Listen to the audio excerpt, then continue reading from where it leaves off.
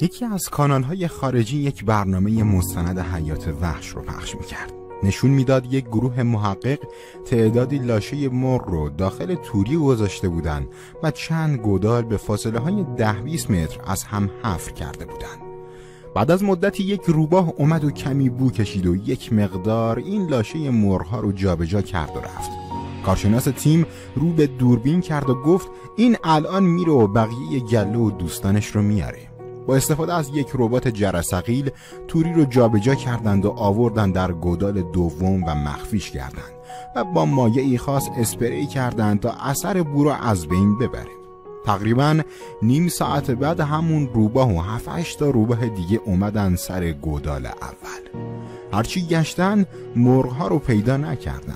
هرچه زمین رو بو کردن فایده ای نداشت. اون 7-8 تا رفتند و این روباه اولی دوباره شروع به گشتن کرد.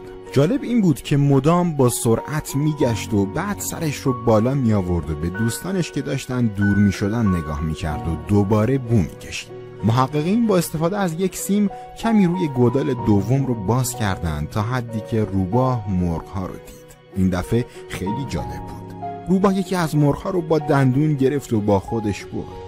این تیم کارشناس اومدند و دوباره همون کار رو تکرار کردند و توری رو به گودال سوم بردن و بوی مرغ‌ها رو با اسپری پاک کردند.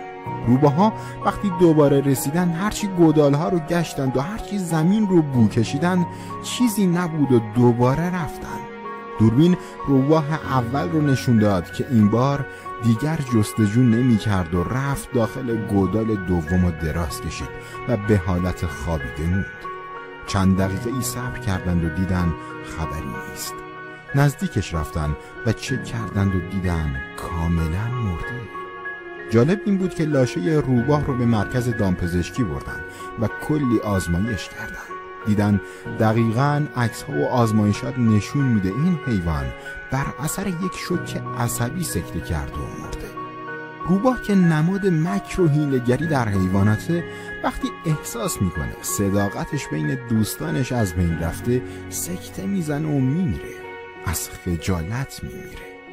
و چقدر زیادن کسانی که میآیند و روزی هزاران دروغ به زبون میارن. جالب اینجاست که حتی وقتی دروغ‌هاشون آشکار میشه راست راه میرن و اصلاً خم به ابرو نمیارن. و اسفناکتر این که باز هم تکرار و تکرار و تکرار. چقدر زشته که انسان به جایی برسه که حیوانات از اون در کرامات اخلاقی پیشی بگیرن. این آزمایش گرچه بیرحمانه بود ولی نتیجه بسیار تکان دهنده‌ای برای انسان‌ها داشت.